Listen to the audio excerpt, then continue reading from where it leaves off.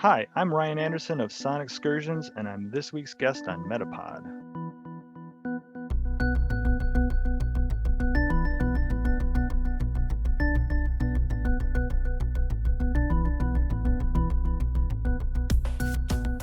You're listening to MetaPod, where we unpack the web's most interesting podcasts and the stories behind them, hosted by Wendy Morrill and Kevin May.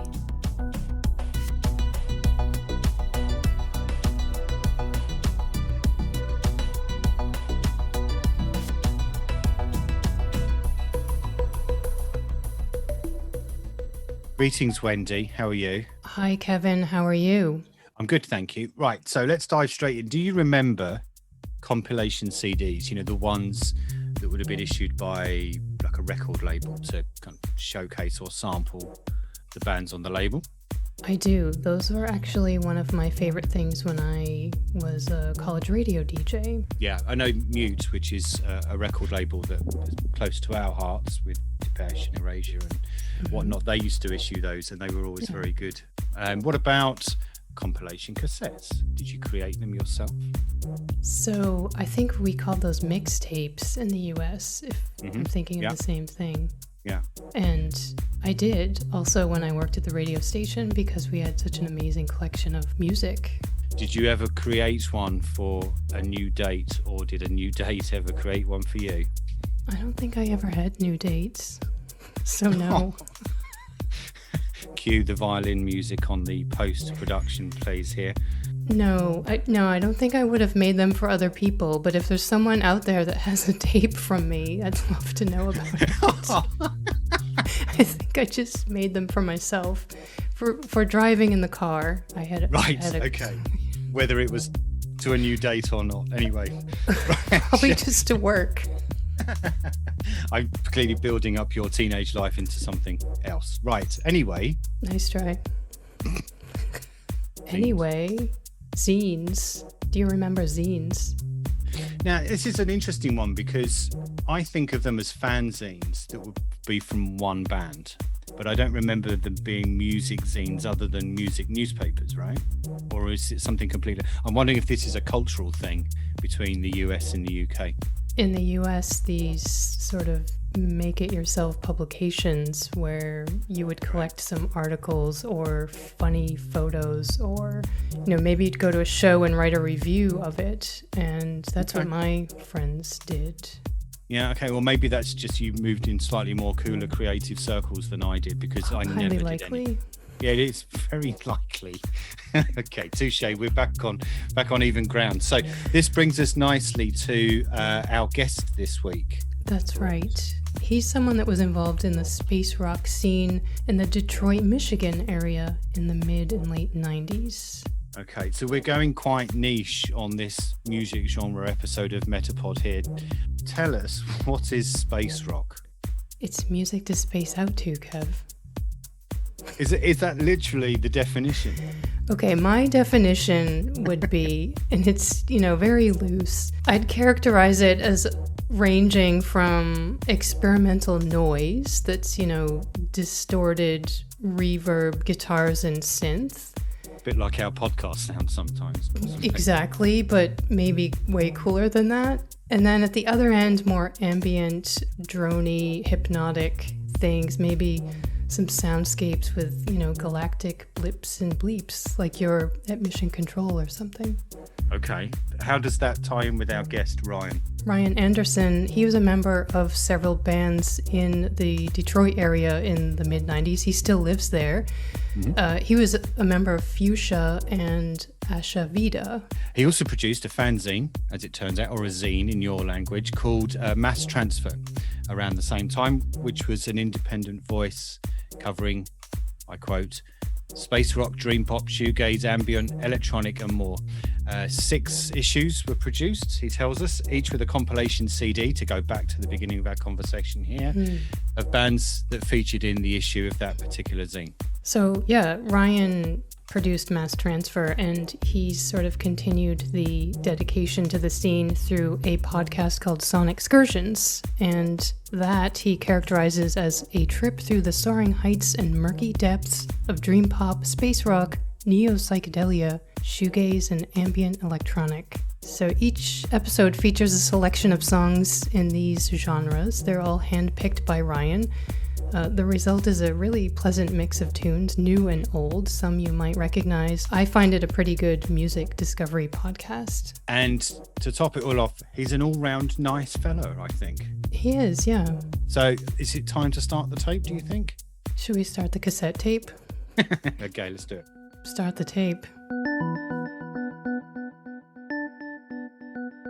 Ryan Anderson, welcome to MetaPod. Hi, Wendy. Hi, Kevin. Thanks for joining us. Now, you are the creator and host of a podcast called Sonixcursions. And I understand that this podcast explores the far reaches of modern music. I think I will ask you to explain that a little bit, but I thought we could start out by going back to the mid-90s, let's say 1996 or so. Tell us who you are, where you are, and what you're doing then.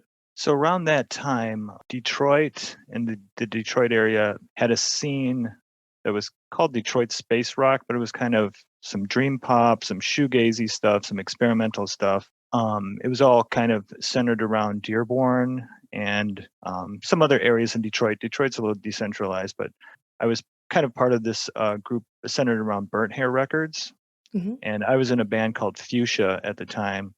So we were doing a lot of DIY stuff, pressing our own records, getting ourselves out there, mainly because there wasn't a lot of outlets for that kind of music. You can think back to 94, it was either grunge on one hand or things like Hootie and the Blowfish and that kind of music. So the music we were making definitely didn't fit in with that. So we developed just a more DIY, take things and just go do them. And part of that effort, we produced a magazine, like a zine. Mm-hmm. It was a print music magazine. This was just as the web was kind of really being developed. So the web in 1996 wasn't a fully, I wouldn't say it was fully feasible to do exactly what we wanted to do. Plus, none of us had computers, nor did we know programming or any of that thing. So right. Even to jump into digital at that point was a high barrier of entry. So it was actually lower for us to get into CDs and magazines, print magazines. So we developed a print magazine with a CD, and that went on for a few years, and that was called Masstransfer. And that kind of gave me the foundation in the music information and the news, but also providing kind of a soundtrack to that too with the CD. So for those not familiar with the genre or genres at hand here, could you maybe drop a few titles and explain a bit about what those are? So around that time, probably our big influence was Stereolab and that kind of duophonic, that whole scene, and how they were melding a lot of styles around there, from the Kosmish and krautrock, and just a whole bunch of styles. And it just gave such a burst of energy for people who are trying to do things on their own and just trying to make a name for themselves and just trying to get their sound out there and their name out there. So definitely the Stereolab. And then even before that, things like Spaceman 3 and Spiritualized and those kind of influences.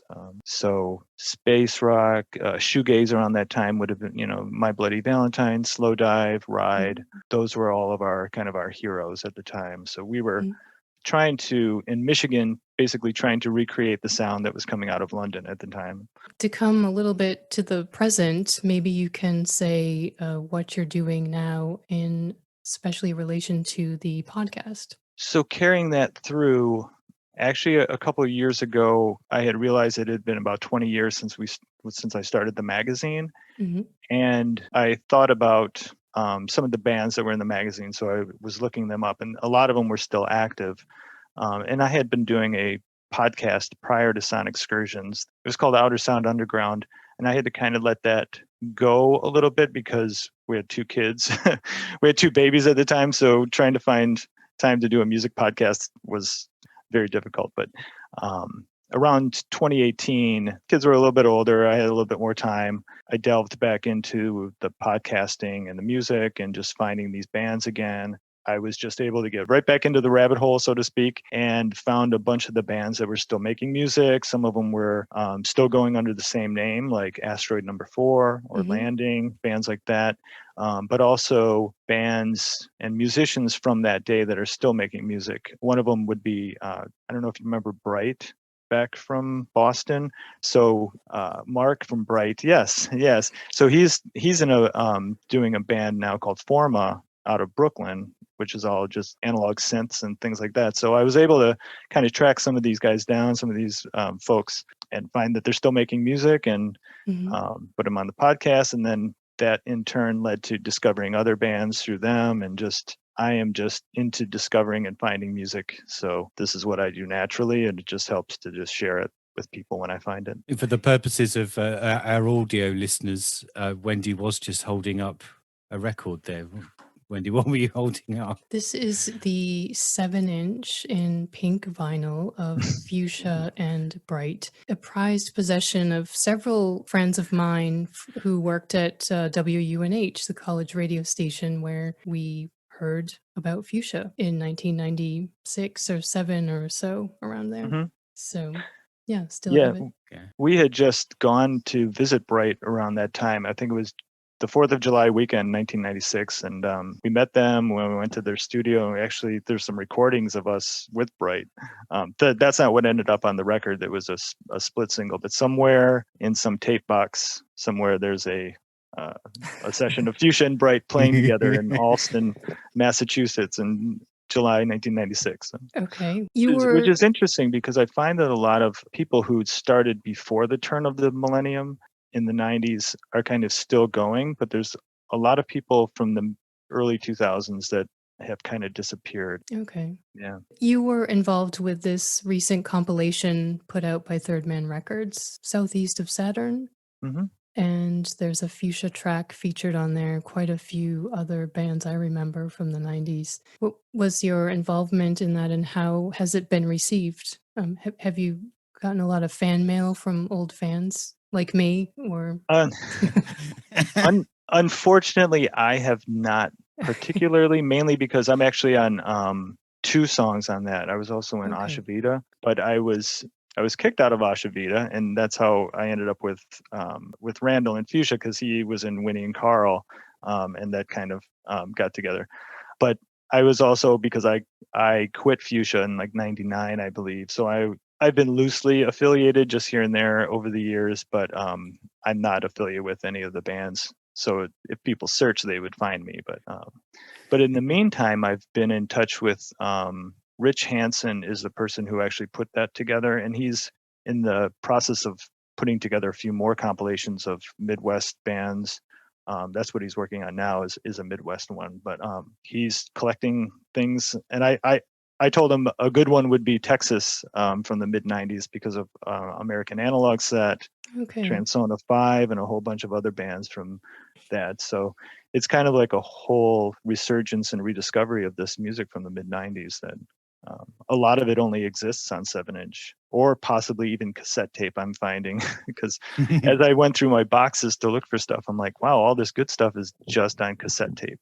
Because it was that period just before even CDRs were a thing, where the only, if you put together a demo tape, it was literally a demo tape cassette. There wasn't, you couldn't just go home and burn a CDR or anything. That was a few years later, and things happened pretty fast after that. But there's a time when all the good stuff is just on cassette tape. You've referred to a couple of different geographic regions, Michigan, Texas, the UK. Is music based in place or geographic location still a thing? I mean, I think that's a thing from the 90s and maybe earlier, but is it still a thing to have a scene in a local area? So I would say COVID time, so 2020, I would say would be kind of peak non-scene, in that there's a lot of collaborations of people doing things, overseas, and just due to time opening up, technology availability, there is kind of a meta scene over, non-geographic.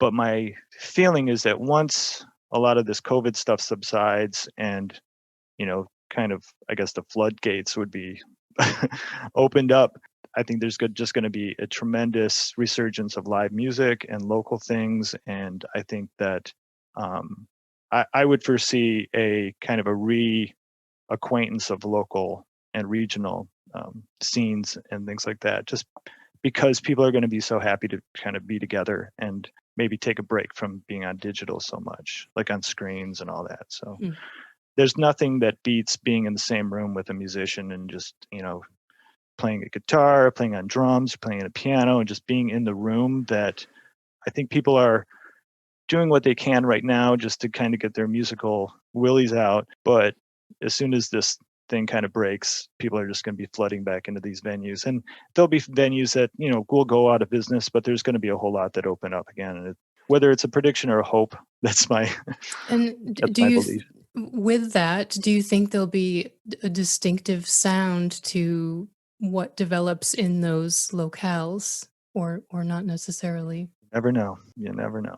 I'm interested, Ryan. You said, I think you said the word resurgence about, or fondness for the 90s, and I've always wondered: is the theory when people suddenly have a longing for a particular era and a genre within an era, is it because, and you kind of hinted at it yourself in a way by, this is the stuff that you were listening to when you're in your youth and in your early 20s, and then you go away and you get a job for a little bit, and then maybe some children come along, or your job gets very, very serious, and then all of a sudden you get to your 40s and you're kind of thinking, well, I'm not so pressured with various things now. And that release of kind of real life pressure makes you think about what you were into when you didn't have pressures before. Is that perhaps what fuels it? I guess I would say that there's a couple of layers in there. One is definitely the idea that growing up, we were sold on the idea of, getting an adult job. Playing in a band is only going to get you so far. It's not going to put food on the table, all that jazz. You need to, be an adult. But after a while, you realize that being an adult doesn't provide you with the same level of spiritual satisfaction or any kind of satisfaction, really, other than maybe the fact that the bills get paid. Maybe. That's not even guaranteed. So there's definitely a realization that maybe you took the wrong path. That's definitely one thing. Another thing specifically about the 90s is the fact that it's kind of before all of the digital stuff and before kind of the pervasive digital of all things. And it's the last decade really now that you're able to go back and find kind of undiscovered nuggets of singles or 7-inches or CDs that were put out of like 500 copies that never made it on Spotify, never made it anywhere else. Again, I was talking to Rich, who put together the Southeast of Saturn. He found a lot of the records just by going to pick up Thai food, and there was a record store next door, and a bunch of these records were $1, and he just picked up a whole handful of them. They were just $1 each. So being able to find these kind of undiscovered gems, I think, is kind of dying away, because after maybe the mid 2000s, when everything was digitally distributed and released, all that stuff is out there. So trying to find undiscovered things is getting to be harder. And it's about discovering or rediscovering almost, but also some of those strong bands from that time have also got to that stage where perhaps they need a little bit of money, or they've just harking back to the good times that they had when they were younger. So one of my favorite bands of all time is Slowdive. So, and I saw them a bunch of times in the early 90s before they split up. And then I've seen them 3 or 4 times since they reformed in 2013, 2014. And I think the observation that I've made when I've been to their gigs, and also for Ride and My Bloody Valentine, who I've also seen a few times, is that the audience, as a load of old, slightly overweight, bald guys like me in their late 40s, but there's a really young audience as well. And I think that's what's quite interesting about this nostalgia listening, is that it's also transferring, because younger audiences actually think, well, that music's pretty good. It's just not that, it's not just crap that my dad listens to. Well, so and a lot of it transcends time a little bit. and it never really got huge either back in the 90s. Yeah. It's not like going back and, listening to Smashing Pumpkins or Nirvana. It's like, oh, we're gonna listen to Pearl Jam for the 1 millionth time. These bands were not, they weren't splattered all over, especially in America. I think one of the reasons why a lot of these movements started in America is because we didn't have, I mean, you could get the Melody Maker and NME, but we didn't have Yeah. this stuff in our faces all the time. So it was, if you wanted to take a break from Nirvana or Pearl Jam or Soundgarden, you went for the British stuff. You went for, I remember at the time, Nirvana's Nevermind and My Bloody Valentine came out like maybe a month apart. And by the end of 91, I went from a grunge band kind of to a shoegaze band. So like literally within the course of a month or two, a lot of that stuff came out in the early 90s, but never really made it big. So it was never reached a saturation point where people got sick of it, So I was going to say, how do you go about getting the music that you have on the podcast? Do you take submissions? Are you actively seeking out stuff, or is it, getting people send in tapes to yourself now? That's a great question, because I've been talking to a lot of bands, and they've been talking about, submitting music to other places and getting rejections and stuff. There's platforms where you can subscribe as a podcaster and get submissions from people, but because I'm looking to kind of craft a unique experience, I am putting in music that I find, and I am going out and seeking music both from bands that I'm familiar with or friends of bands that they're familiar with. So it's somebody I'd talked to had mentioned it's kind of like a constellation of bands. When as you start following threads with different bands, you find other bands, and then you kind of start to map it out.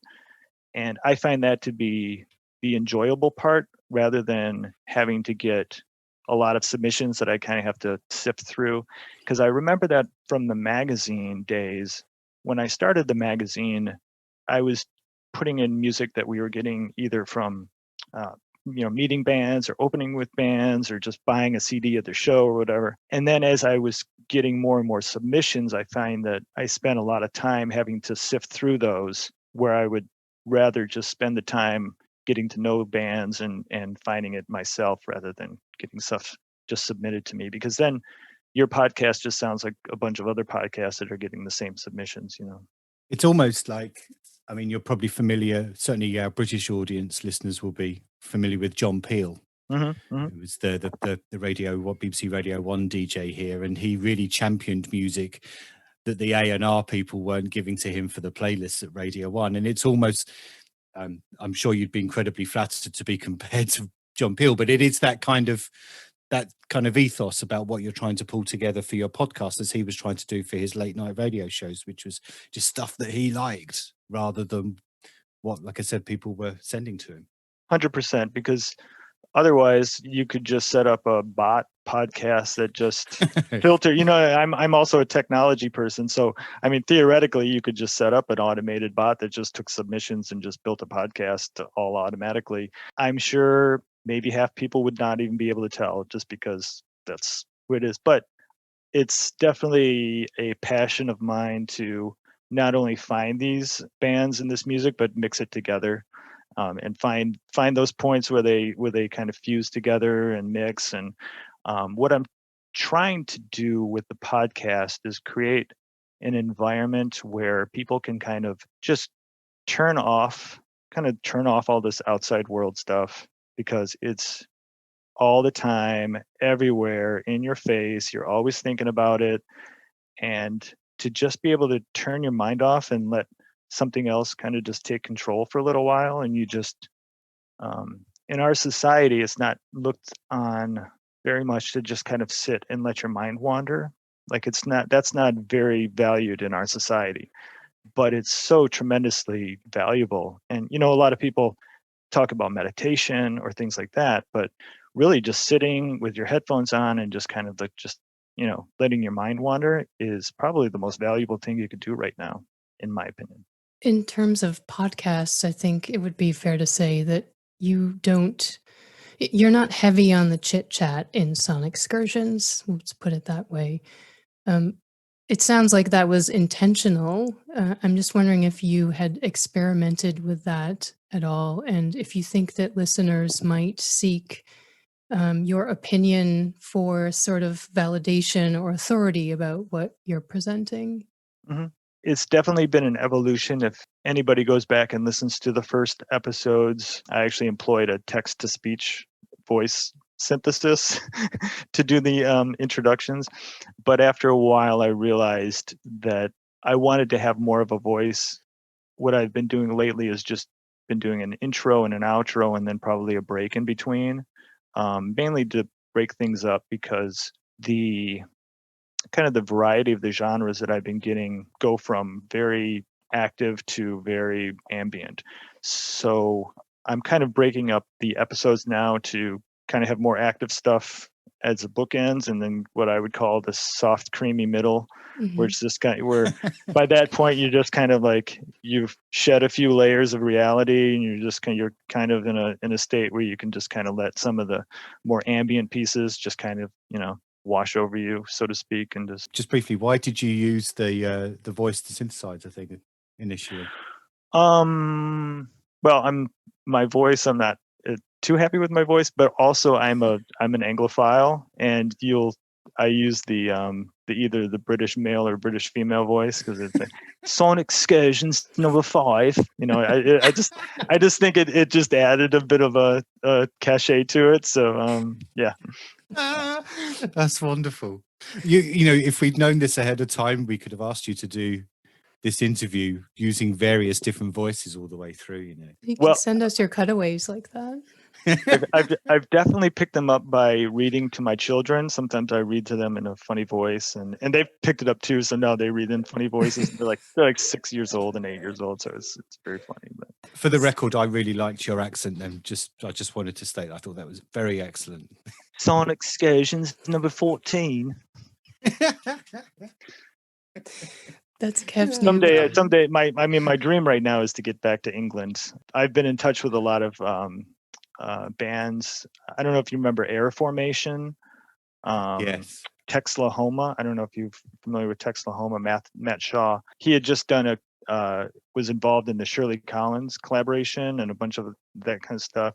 So I've been reacquainted with a lot of my British friends over there. So I'm just like, I just want to go over there so bad. But yeah. Yeah. Hold tight for a little while longer, I'm afraid. I think so, yeah. How international is I keep saying scene, the genres that you're covering? I mean, is it more international than it used to be, or was it always international? I actually feel it was always international. We didn't have that visibility in the 90s. Yeah. It's really funny because after Facebook came online, going back to people finding you from other bands and stuff, I all of a sudden got a bunch of friend requests from South America, and apparently Fuchsia was a big thing, like in Peru or Argentina. So now I have all these connections with these bands and labels in like Chile and Argentina and things like that, and they're producing some really great stuff. And then Sweden and Scandinavia is another place where we get a lot of music. Australia, Japan. I mean, it seems like it's all over the place, and definitely stems from that, Cocteau Twins, Jesus and Mary Chain, My Bloody Valentine, Slow Dive Ride, that kind of big bang for some reason. I think even more so than grunge was, because grunge came out in the same time. There was ripples and stuff like that. I wouldn't say, correct me if I'm wrong, but I wouldn't go around and say there's a grunge revival, or like people are like, oh yeah, grunge, man. There's, I could see it with guys my age and people my age that are still living that time. When you look at kind of the music that's going on right now and just the level of enthusiasm for things, shoegazy. If you look up shoegaze, it's like all over the place, or dream pop. It's not necessarily the label I would use for the music, but it's kind of an entry point, I guess, for people. But definitely around the world, this type of music has inspired a lot of people. People just make the music, whether they sell 5 copies or 5,000 copies or whatever. They're just, for some reason, there's some motivation and there's some intensity behind the sound. Still some DIY spirit there. Tell us, Ryan, what's your kind of thoughts on, just broadly, first of all, on music discovery? I mean, obviously, I always think the best music, or the best way to discover music, is through just gigs and going to a festival and seeing some band you've never heard of and being completely blown away. I love that kind of surprise that you get when you discover something. But when you're not have an opportunity to go to a festival, which is the 360 other days of the year, the discovery of music has changed so much. What's your kind of, like I said, the overview on how that's kind of evolving and the role of streaming and all those kind of things? You can definitely look around and see the control that big tech has over that whole realm. Because even when you're talking about sharing and discovery, you're talking about either on social media through Facebook, Twitter, Instagram, YouTube, or Spotify. Whereas before the dominance of big tech, there was just a wider variety of sources that you would get things from. Either you would go into a record store and you'd be talking to the clerk and they would say, hey, you should check this out. They knew you after a while, or you had a favorite radio station and you check that out. You either nowadays have to be very actively motivated to look for things, or just kind of sit back and let it come to you. That seems to be the two extremes. And people, I feel, would get into kind of that echo chamber. You hear the same kind of music and it just keeps recommending the same music. Or consequently, discovery would be dictated by Spotify, where they would maybe slip in a track that, I don't know if this is happening, I don't know if it's possible, but maybe me as a band, I pay an extra amount to Spotify for them to place my song on, you know what I mean? So you get into those kind of maybe not illegal payola type of things, but pay to play type of things. So as a listener, you don't know how much is being geared to you, or whether it's just the result of what you're already listening to, or and even given Spotify, not everything's on Spotify. So if you were to just use Spotify as your music discovery source, you're not going to get everything, because not everything's on it. Would you agree though that those big tech, as we call them, led streaming services are kind of like how radio stations used to operate? Because a radio station would be given a pile of records from a record company that was deliberately trying to push a certain kind of band. Well, let me flip the script and talk again about, go back to John Peel. Where is the John Peel in a Spotify? Where is the John Peel in a YouTube algorithm? As humans, we almost need a John Peel to kind of throw the wrench in the machine, because given time, the machine will just keep growing and the machine will just keep being the machine. And we've seen movies about this and all, but as humans, it's our job, I feel like, to throw the wrench in the machine every once in a while, just to shake things up. And it's tough for bands because they earn such a pittance from those streaming services. I mean, you see graphs about the amount of plays you need to have made on Spotify before you earn the minimum wage here in the UK. And it's 1,500 plays before you even earn a pound or a dollar or a euro or whatever. It's an awful way to make a living. Well, even back it up one step, to be a new band right now. And I was talking last week to Aaron from the band Landing, who's been producing music since 1998 at least.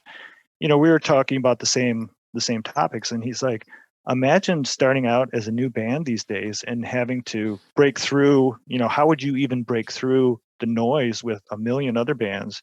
And especially nowadays, without the outlet of the live music, a lot more musicians are doing, mainly because they have to keep busy, or they're putting stuff up on Bandcamp, or just making videos, or doing streaming stuff. But to be a new band right now and to try to get your name out there I couldn't imagine.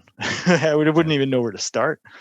And even when restrictions end, I suppose it would just be, I guess the strategy for any new band now is just relentless touring, because that's how you get your word out, and it's word of mouth, social media from that end of things, rather than hoping that you get picked up by a record company, or at the same time as getting picked up by a record company. True, but if you extrapolate that and you scale it to a number of bands, there's only so many nights a week you can play. There's really only so far of a distance you could go realistically.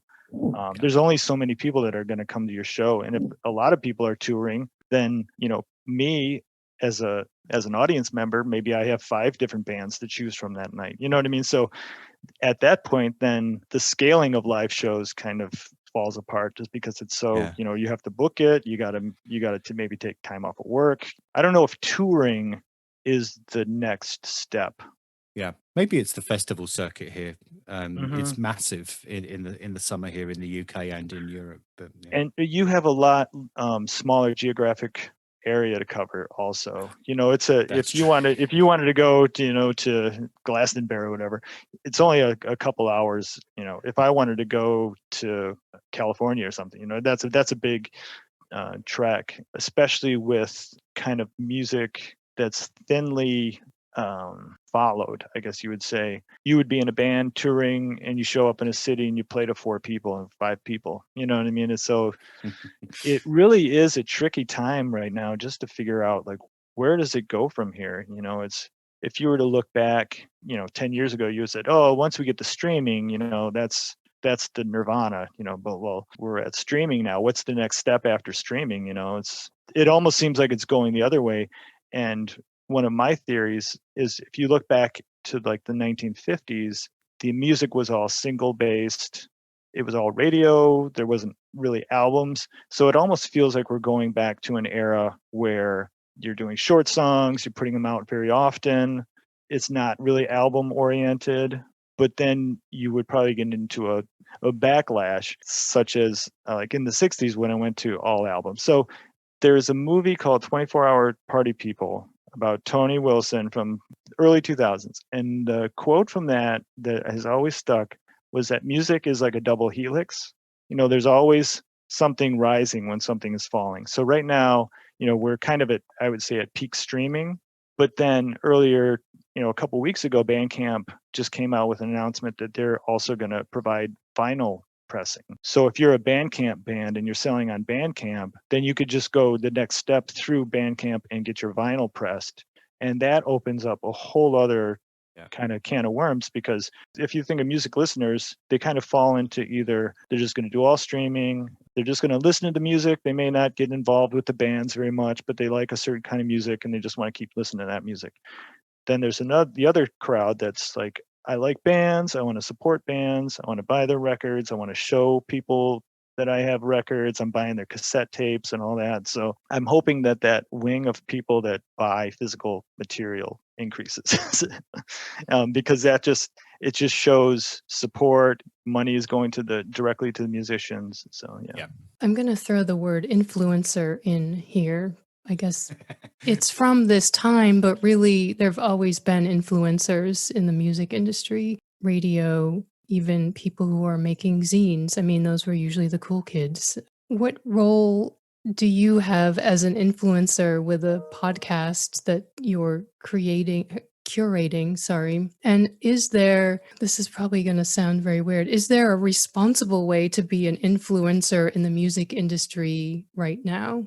If anybody is an influencer in the music industry right now, the main message would be to support musicians as much as you can, however you can, because once people stop making music, because it's I don't think that's going to be the case, but ripping out the live performance aspect of musicianship right now is really just hurting an awful lot of people, because that was what was the hope in the streaming world, was that streaming would be like a radio where it would be more of like a promotional thing, but you'd really make the money, in the live performances. So if there was any message you could say to get people to pay attention to bands, buy some music, support musicians when you can, that would be number one. The second thing I'm seeing lately is a lot more kind of decentralized influencer type of behavior, where I know that this type of music is not a mass. If people listen to it and they would take the time to listen to it, they would enjoy it. But right now, it is not a mass thing.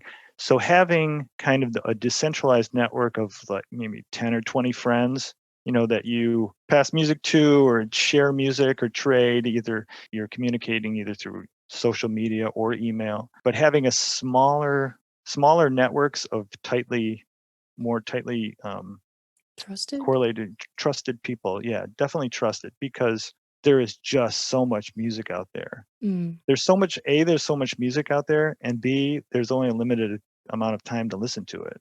You don't want to spend time listening to junky music. I don't. So do you think the podcast format lends itself well to that? Oh, definitely, yes. And it's also the thing that originally attracted to me to podcasting technology was that it's still a DIY technology. You can do it outside of big tech, which I'm not anti-tech, but I'm more of a wider diversity of technologies, and being able to do things without having to either pay a subscription fee or a licensing fee or things like that. That's just such a barrier of entry to things. So we might have to scrub this question if I've got it wrong, but Sonixcursions isn't on Spotify. Is that correct? It is not. It was, and I believe it was because it was mostly music. They frown on. So it was almost like a competition because it was accepted, and I have the acceptance email the first time, and it was up there, and then it was gone. I'm like, oh, that's kind of weird. And then I logged back in, I submitted it again, I got accepted, and then it disappeared again. And then I did some research, and I think it was mainly because it was all music. It was basically, there's not that much different from a Spotify playlist, but interesting. Yeah. Okay. I just wondered if, given what you've been talking about with big tech, I wondered if it was kind of you were making a stand of some kind and not listing it on Spotify. No. And when I saw there wasn't on there, I'm like, yeah. Okay. You mentioned earlier about albums, and I wondered if it's a very kind of general thing to ask, but do you think the concept album is dead? At that kind of extreme level of let's make an album that has a message from start to finish, or just the album kind of format is on its way out? I hope not, and I don't think it will be. Again, going back to what I was mentioning about the 50s and just the double helix, given the environment that musicians are in right now with social media and just the general pervasiveness of information in your face at all times, the idea of coming out with shorter singles more frequently does lend to that environment because it gives you face time, visibility. On the flip side, it takes an awful lot of time and effort to make long form concept albums, and money, of course. We talked about how the economics of the music industry from a band perspective are pretty poor, and it costs a lot of money to make an album. So maybe that's why there's a tendency towards either EP length or singles, just because it's cheaper. And if you think back to record labels traditionally, what they did was they kind of ponied up the investment for that studio time and for that conceptual development, which is probably entirely missing right now unless you are at the upper echelon of. I really would miss it at a listener level because there's nothing more that I like than to get into an album and there's an introduction, and you know what I mean. It's like reading a book. It's like reading a book versus just reading a pamphlet or a magazine. So at some point there will be a human need for that again, because there's a human need to kind of get lost into something or to kind of surrender to the story or surrender to the album, like a Sgt. Pepper or Dark Side of the Moon type of thing, where you just let go and it's another metaphor that I have for this is if you go to a restaurant and you order like a tasting menu and you just say, rather than ordering off the menu, you just say, give me whatever the chef has. And that's kind of what a long form album to me is like you sit down, you put the album on a CD or whatever you listen to, and you just kind of let go and you're on them with their journey. Yeah. I'm hoping it comes back, and it's still there. You can find them around. Like there's a new Mogwai album coming out. It's just So, but they're at the upper echelon of things. You wouldn't expect a brand new band to come out with a full length concept album right away, but I think they're out there. You just have to kind of look for them. I miss just browsing through the sleeve notes. Whether it didn't necessarily need to be an LP size or whether it's a CD. It was just, when you got an album, you scoured through the notes and you read through the lyrics, and with streaming, I would imagine you very rarely do it. I very rarely do that. If I've streamed an album or whatever, I haven't looked to see who played what part and who mixed it and did all those kind of things. I kind of miss that, right? One of the other backlashes that I think is coming soon is, and it's probably an outcropping of the COVID thing, is everything is on your phone. You're listening on your phone, you're reading on your phone, you're talking to people on your phone, you're communicating on your phone, you're reading on your phone, you're watching on your phone, you're looking up addresses. So at some point, people are going to throw. I've already heard people saying that they just want to throw their phone out the window. But we've gotten to the point where we've forgotten what the non-phone world is almost.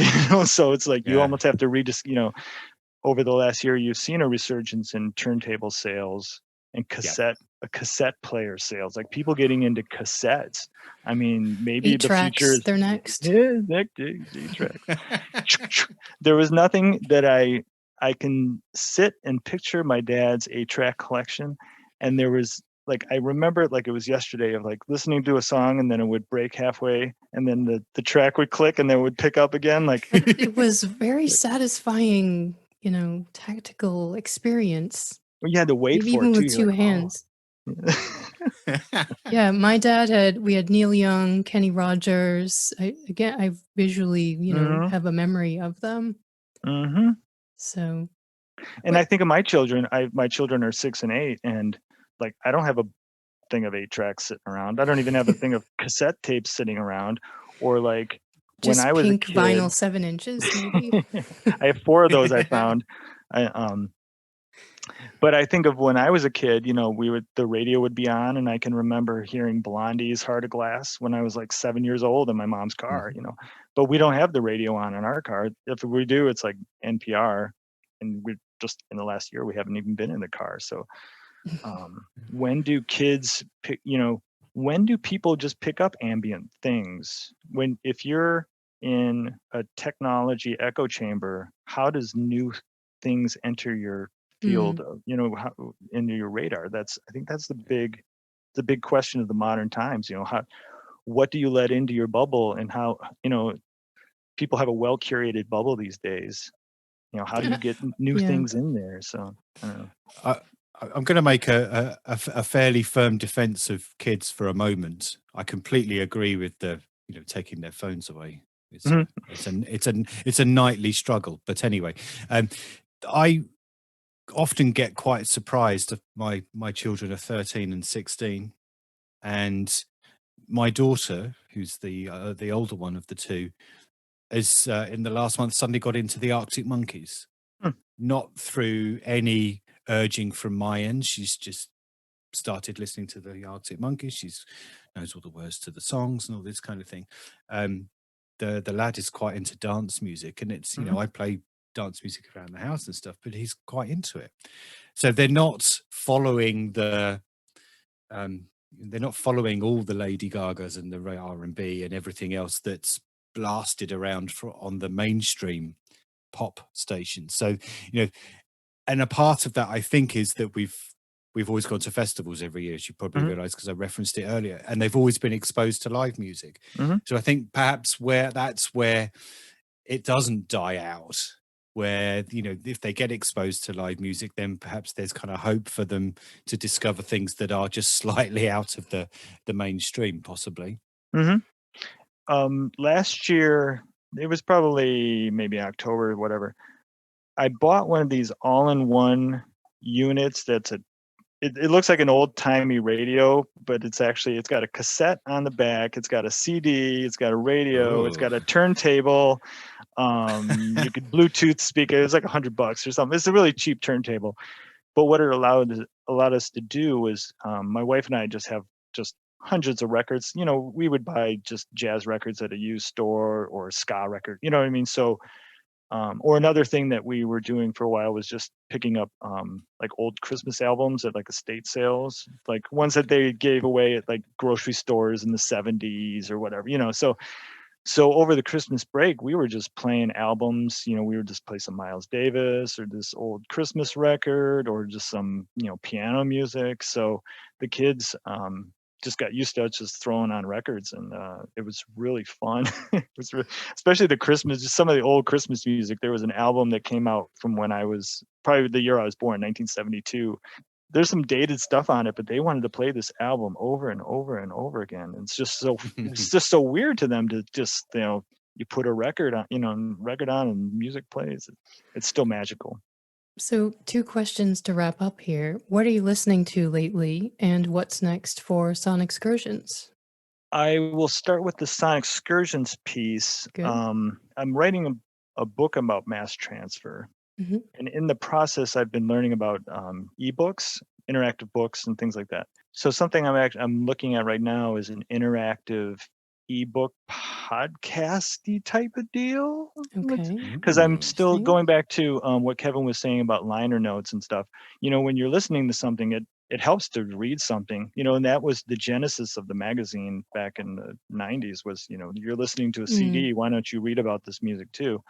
So I've been researching interactive publications and stuff, and it's actually really simple. So I'm looking at probably publishing a quarterly thing, which I'm also looking at print on demand. So I'm actually looking at printed periodicals with possible either CD or download or something. But I'm still, I don't know if it's just because it's in my soul, I'm still drawn to the print. The print publication, and it's a lot different than what it was before, where you had to print up 1,000 and you have to sell them. Now people could just order it online and they just print it and it goes. So I was going to say, do you miss staples or something? My friends had the zines where we would have a stapling party. Funnily enough, just yesterday I was working with my son. Wanted to make a little magazine. He calls it Ranger Miles because he got his stickers, and so I was helping him yesterday make a little folded zine of his own. So that was. And what are you listening to lately? I'm just about to put another podcast out. So what I generally do is I've been going on 2 or 3 week kind of cycles. I still have all my music as MP3s. So what I do is I just make playlists, either when I get an album or somebody submits some music, I put it all into a playlist for kind of that cycle or that episode or whatever. And I just put it on random and just let the music kind of flow. And that helps me see like what kind of sounds good together or what doesn't sound good. But definitely been listening to that Beautified Junkyards. I don't know if you're familiar with they're on Ghostbox. It's kind of like a space age Tropicalia. Some of it's in Portuguese, like Brazilian. So that's interesting. I also have what I call my release pipeline, which is all the new stuff coming up. But there's new stuff, like I mentioned Mogwai. There's a Cheval Sombre. There's some Stereolab reissues coming out. I mentioned Texlahoma, Matt Shaw. He's got an album where he was inspired by listening to Kraftwerk and Florian Schneider. So it's kind of a Kraftwerk tribute almost of his own stuff. Telescopes album. There's a compilation on second language coming out tomorrow. So you have a new episode coming out soon then? Probably Sunday. I like to put them out on Sundays because I think that if I could get a podcast on a Sunday and just like listen to a podcast on Sunday, that would be my favorite thing. So that's what I kind of send it out on Sundays. So, and plus I can do my voiceovers in the morning on Sunday when everybody's sleeping. Okay. Because by the time everybody wakes up, I can't do any voiceovers, because as soon as I get that perfect take, and you guys would know that, as soon as you get that perfect take, like somebody flushes the toilet or turns the dishwasher on, and like, oh man, I just had the perfect take. We're still looking for the perfect take, actually. I have to wake up at 5:30. I'm still looking for my perfect take. Well, on the note of flushing, I guess we'll just wrap it up. Ryan Anderson from Sonixcursions, thank you so much for being here at MetaPod to talk to us. Oh, it's great. Thanks a lot.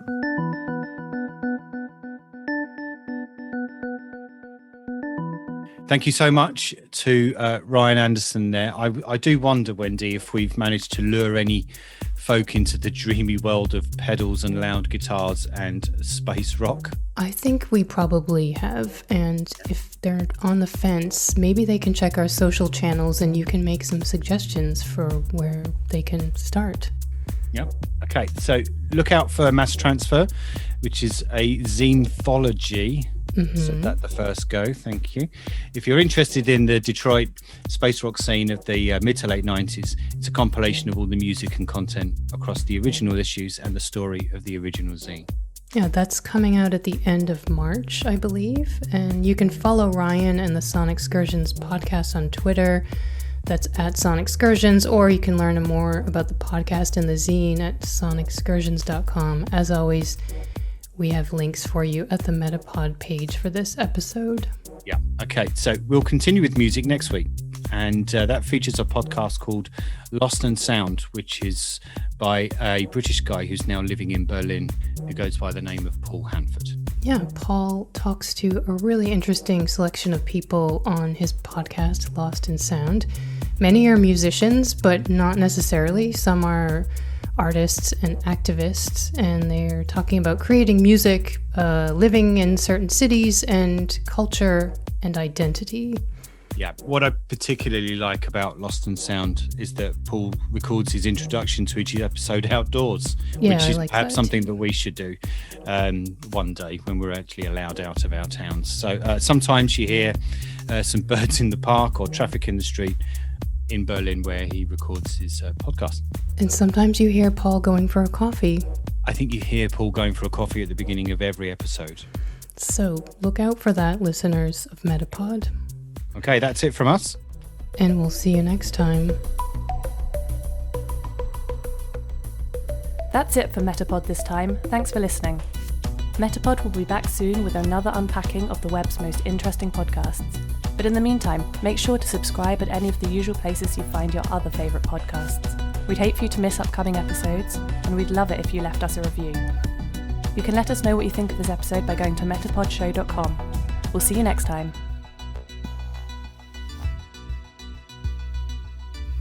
MetaPod is produced by Wendy Morrill and Kevin May.